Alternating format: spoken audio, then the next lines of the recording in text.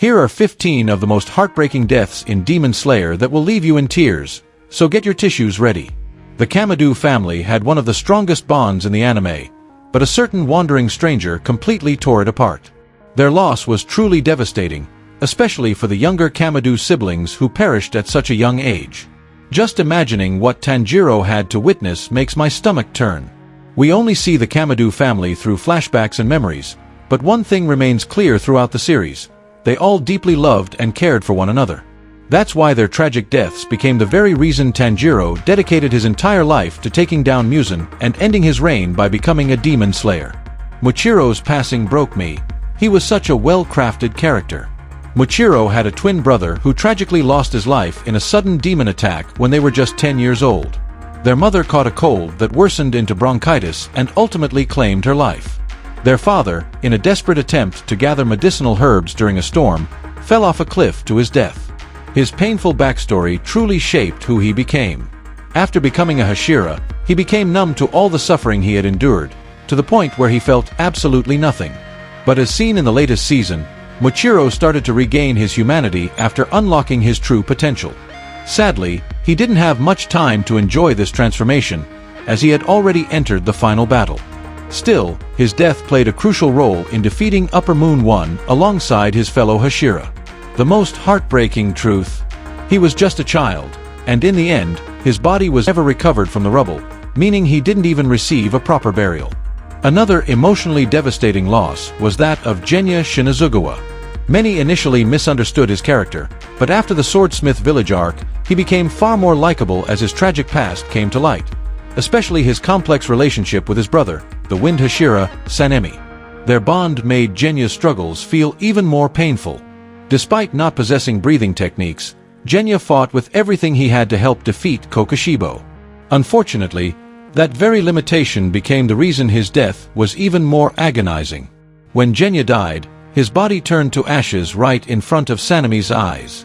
The most painful part: he never got to hear the words of forgiveness he had longed for his entire life.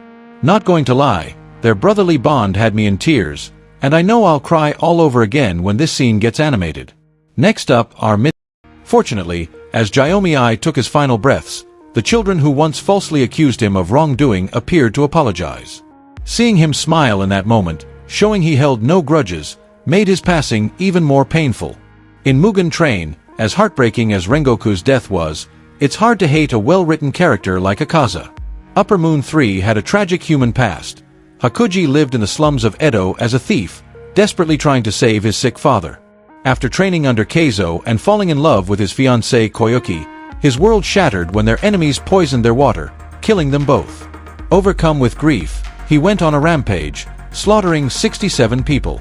During his battle against Tanjiro and Ju, all those painful memories resurfaced, allowing him to regain his senses. The most heartbreaking moment: the final, bittersweet smile he gave Tanjiro before crumbling away.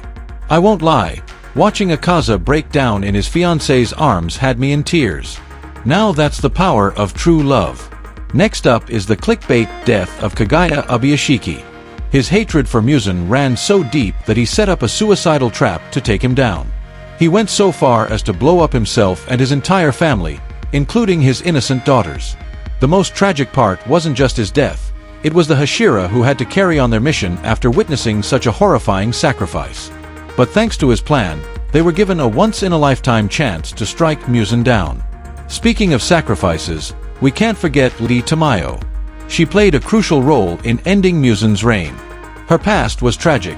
Muzan tricked her into becoming a demon, forcing her to kill her own husband and children. Fueled by hatred, she dedicated herself to crafting a special drug to weaken him. But before it could take full effect, Muzan mercilessly killed her. However, she remained a true hero, standing her ground to give the demon slayers a fighting chance. One of the saddest deaths in the series is that of Yoriichi Tsujikuni, the original creator of breathing techniques. As the strongest demon slayer in history, his life was filled with nothing but tragedy. His twin brother turned into a demon, his wife and unborn child were slaughtered, and he ultimately failed to eliminate Muzan. In the end, he died of old age while battling Kokushibo, his very own brother. The fact that he still loved his brother, despite being betrayed, made his death all the more painful. Being the strongest came with a lonely existence. Another devastating loss was that of Upper. There were so many tragic losses in Demon Slayer, but which one hit you the hardest? If this wasn't enough heartbreak, get ready for even more tears in the next video.